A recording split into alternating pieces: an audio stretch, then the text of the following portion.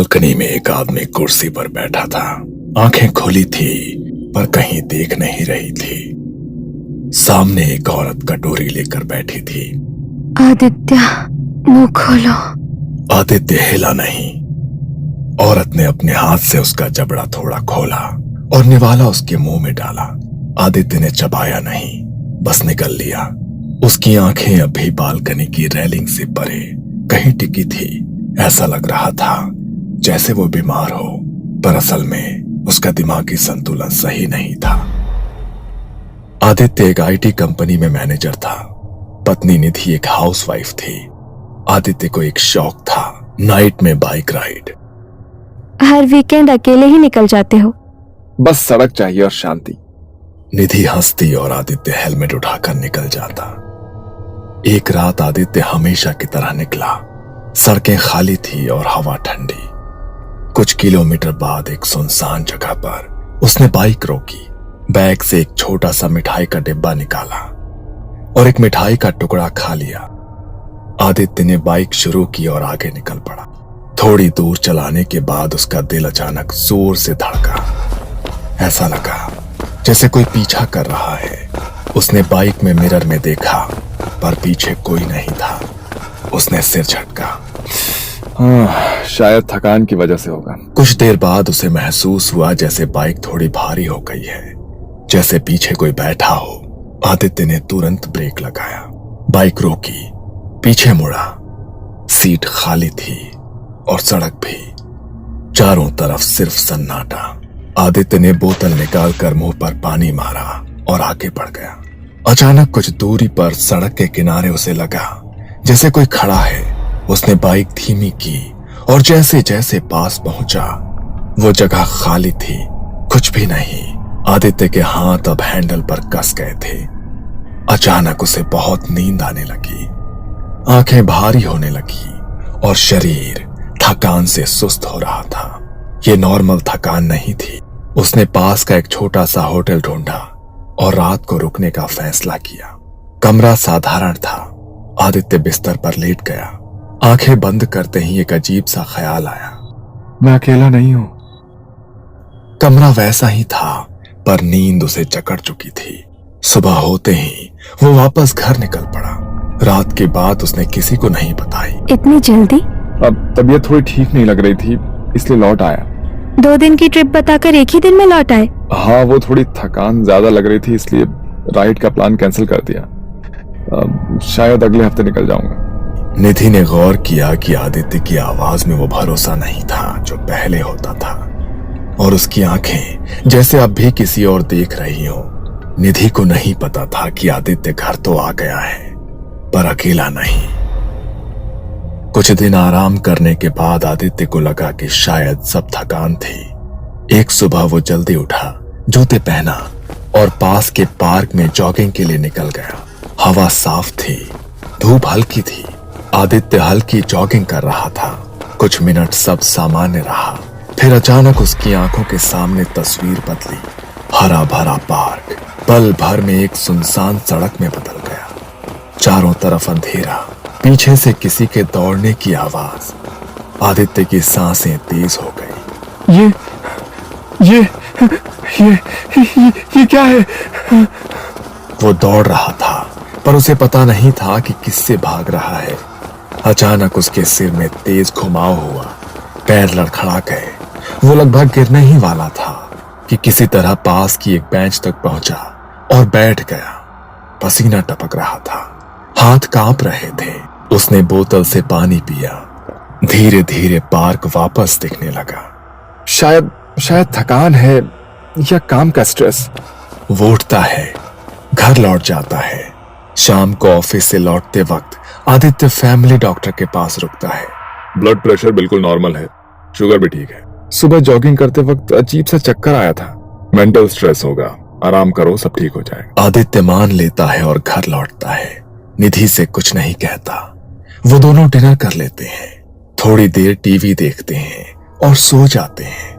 पर उस रात उसके सपनों में फिर वही सुनसान सड़क थी। अगला वीकेंड आया। रात का खाना हो चुका था और आदित्य हेलमेट पहन रहा था। आज मत जाओ, पिछली बार तबीयत ठीक नहीं थी। कुछ नहीं हुआ था, बस काम का थोड़ा स्ट्रेस था। इतना कहकर वो निकल जाता है। उस रात सड़क खाली थी, ठंडी हवा। कुछ दूरी के बाद आदित्य को फिर एहसास हुआ कि बाइक भारी लग रही है और पीछे कोई बैठा है। अब फिर नहीं। वो बाइक रोकता है, पीछे देखता है, कुछ नहीं। पर इस बार डर जाने वाला एहसास था। कुछ देर बाद उसके हाथ सुन्न होने लगे और पैर भारी, और फिर उसे समझ नहीं आ रहा था कि वो किस दिशा में जा रहा है। उसने मोबाइल निकालकर मैप्स खोला। नो नेटवर्क, चारों तरफ अजनबी रास्ते। मैं कहाँ आ गया हूँ?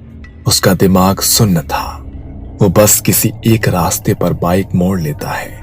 वो चलता रहता है, चलता रहता है। कई किलोमीटर्स के बाद सड़क के किनारे एक पुराना टूटा हुआ घर दिखाई देता है। खिड़कियां बिना शीशे की, दरवाजा आधा खुला। अजीब बात यह थी कि आदित्य को लगा कि वो जगह उसे पहचानती है। वो बाइक रोकता है, घर की ओर बढ़ता है। आदित्य उस पुराने घर के दरवाजे तक पहुंचा। दरवाजा चरमराते हुए अपने आप थोड़ा खुल गया। अंदर से एक अजीब सी बू आई, बासी हवा, सीलन, जैसे वो घर सालों से बंद पड़ा हो। आदित्य ने गला साफ किया। कोई है? उसकी आवाज खाली कमरों से टकरा कर लौट आई। कोई जवाब नहीं। वो अंदर गया। पहला कमरा खाली, दूसरा खाली। पर अजीब बात यह थी कि सारे कमरे सजे हुए थे। बिस्तर पर साफ चादरें, तकिए सही से रखे हुए थे, जैसे अभी अभी कोई यहां सोने आने वाला हो। अगर कोई नहीं रहता तो ये सब। वो धीरे धीरे पूरे घर में घूमता है, हर कमरे में वही खालीपन का एहसास। अचानक आदित्य के सिर में तेज घुमाव हुआ।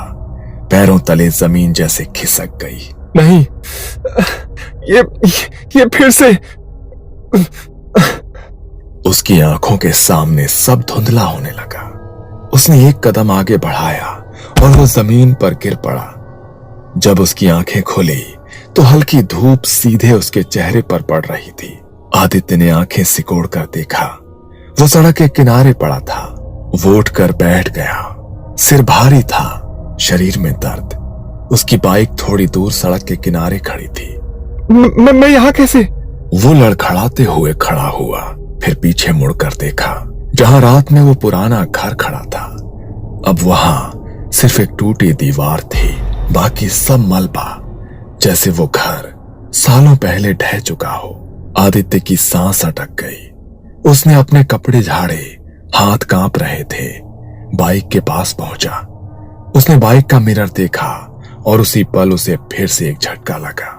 उसके माथे पर राख या मिट्टी जैसा कुछ लगा था, जैसे किसी ने उसे कब्र से उठाया हो। ये कैसे? उसने जल्दी से रुमाल निकाला और माथा साफ किया। हाथ अब भी कांप रहे थे। उसने बिना पीछे देखे बाइक स्टार्ट की और सीधे घर की ओर बढ़ा। पर उसे नहीं पता था कि वो रात सिर्फ शुरुआत थी। उस दिन घर पहुंचते ही आदित्य ने कुछ नहीं कहा, न उस सफर के बारे में, न उस घर के बारे में, न उस मिट्टी और राख के बारे में। वो सीधे कमरे में गया और बिना कपड़े बदले बिस्तर पर लेट गया। निधि ने सोचा कि शायद बहुत थक गया है। उसने कुछ नहीं पूछा। दोपहर को निधि ने उसे उठाने की कोशिश की। आदित्य, खाना लगा है। कोई हरकत नहीं। उसने उसके कंधे को छुआ। उसका शरीर तप रहा था। इतना तेज बुखार? शाम होते होते आदित्य कांपने लगा, आंखें बंद, सांस तेज। निधि ने घबरा कर फैमिली डॉक्टर अमित को फोन किया। डॉक्टर, आदित्य को बहुत तेज बुखार है और वो उठ नहीं रहा। डॉक्टर ने कुछ ही देर में आदित्य के घर उसका चेकअप किया। घबराने की बात नहीं है, शायद एक्सर्शन है। नींद पूरी ना होने की वजह से बॉडी रिएक्शन कर रही है। डॉक्टर ने दवाइयां लिख कर दी। अगले दिन बुखार उतर गया। आदित्य चुपचाप उठा। निधि और आदित्य दोनों को लगा कि सब ठीक हो गया है, पर असल में ये बस शुरुआत हुई थी। निधि ने धीरे धीरे कुछ अजीब नोटिस करना शुरू किया। आदित्य रात को अचानक उठ जाता, बिना कुछ कहे कमरे से बाहर चला जाता। निधि जब पूछती, कहाँ जा रहे हो? सब सो जाओ, तुम्हें तुम्हें जरूरत नहीं है जानने की। वो बालकनी में अंधेरे को घूरते हुए काफी देर तक खड़ा रहता। जिस आदमी को रात की सड़कें पसंद थी वो अब अंधेरे से डरने लगा था। उसने बाइक को छूना तक बंद कर दिया। राइड पर नहीं जाओगे? नहीं, रात में बाहर नहीं जाना। उसकी आवाज में गुस्सा था पर उसके पीछे डर छुपा था। रात होते ही उसका स्वभाव बदल जाता, छोटी छोटी बातों पर चिड़चिड़ा। हमें काली बिल्ली पालनी चाहिए। क्या? क्यों? वो बुरी नजर दूर रखती है। कभी अचानक कहता, भगवान के सामने नींबू काट कर रखना चाहिए, इससे भगवान प्रसन्न होते हैं। निधि उसे देखती रहती। ये बातें उस आदमी की नहीं थी जिससे उसने शादी की थी। खाने को लेकर उसकी मांगे बदल गई। आज चिकन बनाओ। निधि ने बनाया। अगले दिन फिर काली मुर्गी का मांस लाना। ये क्या बोल रहे हो आदित्य? आदित्य की आंखों में एक अजीब सी चमक थी, जैसे वो खुद नहीं बोल रहा हो। निधि अब डर चुकी थी। उसने आदित्य के माता पिता को फोन किया और सब कुछ बताया। कुछ दिनों बाद उसके माता पिता गांव से आए। आदित्य ने उन्हें देखा और उसे अंदर ही अंदर चिंता होने लगी। ये क्यों आए हैं? अब ये मुझे मेरे मन मुताबिक जीने नहीं देंगे। उसने अचानक आवाज ऊंची की, आप लोग क्यों आए हो यहाँ? बेटा, हम तुम्हें देखने आए हैं। यहाँ क्या फिल्म लगी है जो देखने आए हो? हैं? चले जाओ यहाँ से। उसने गालियां दी अपने ही माता पिता को। निधि सन्न रह गई। वो समझ गई ये अब सिर्फ बीमारी नहीं थी। दिन बीतते गए और आदित्य और ज्यादा खतरनाक होता गया। अब वो धमकाने भी लगा था। मार दूंगा, सबको मार दूंगा, सबको मार दूंगा। माता पिता कुछ कहते तो वो बदला लेने की बात करता। मेरा बदला पूरा होगा, एक एक से हिसाब लूंगा, एक एक से हिसाब। और अब उसका गुस्सा निधि पर भी उतरने लगा था। तू ही लाई है ना उन्हें यहाँ, अब तू भी भुगतेगी। जिस दिन खाने में मांस न होता तो आदित्य भड़क जाता। इसका बदला लूंगा, इसका बदला लूंगा एक दिन। निधि कांप जाती, मां रोने लगती। उसके पिताजी खामोश थे। आखिर डॉक्टर अमित को फिर बुलाया गया। अमित ने आदित्य को देखा। उसकी आंखें, उसका गुस्सा, उसकी आवाज। ये मेडिकल केस नहीं है। सब चुप। मैं आपको पंडित कालीचरण महाराज से मिलाता हूँ। कालीचरण महाराज को घर लाया गया। निधि, सुमन, रमेश सब मौजूद थे। ये सब कब से शुरू हुआ? निधि ने सब बताया। नाइट राइड, बुखार, मांस की मांग, गालियां, बदले की बातें। महाराज धीरे धीरे आदित्य के कमरे की तरफ बढ़े। आदित्य बालकनी में खड़ा था और हंस रहा था। अब तुम्हें लाए हैं।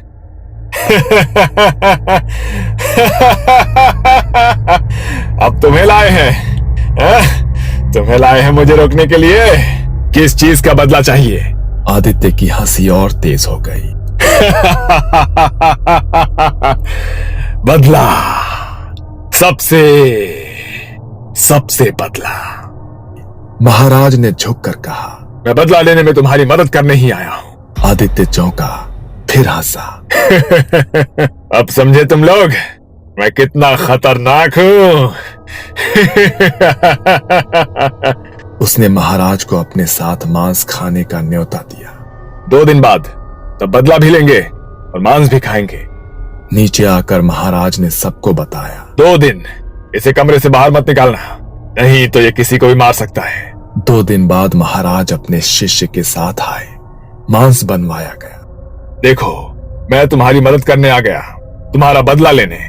बदला लेने, बदला लेने उसी जगह जाना होगा। रमेश और शिष्य आदित्य को लेकर बाहर निकले। उस सुनसान सड़क पर पहुंचकर आदित्य रुक गया। यही आएगा वो। बैठ जाओ यहाँ। दूसरी तरफ चुपचाप भूत बाधा की तैयारी हो चुकी थी। तू कौन है? अरुण। यही इस मोड़ पर एक कार ने मुझे मारा। मेरी लाश यहीं पड़ी रही। 2 हफ्ते पहले उसने मिठाई खिलाकर मुझे बुलाया। अब ये शरीर मेरा है। तीनों ने आदित्य को पकड़कर हवन किया और घसीटा। अरुण की आत्मा चीखने लगी। मेरा बदला पूरा होते ही मैं इसे अपने साथ ले जाऊंगा। हवन के पास बाबा ने कच्चे मांस से एक शरीर का पुतला बनाया था। यही है जिसने तुझे मारा था। अरुण उस पर झपटा, गला घोंटने लगा। महाराज ने भस्म फेंकी और उसे मशाल थमाई। अब जला और मुक्त हो। शिष्य ने आदित्य को पीछे खींचा। तभी महाराज ने आखिरी बार भस्म फेंकी। आदित्य गिरा पर उसका सिर पत्थर से टकराया। आत्मा निकल गई पर आदित्य वापस नहीं आया। उसका इलाज हुआ पर उसका दिमाग ठीक नहीं हुआ। आज भी वो आग से डरता है। बालकनी में बैठा कहीं देखता रहता है। अगर आपको ऐसी ही दिलचस्प और रहस्यमयी कहानियां पसंद हैं, तो वीडियो को लाइक करें, चैनल को सब्सक्राइब करें और कमेंट में जरूर बताएं कि अगली कहानी कैसी हो।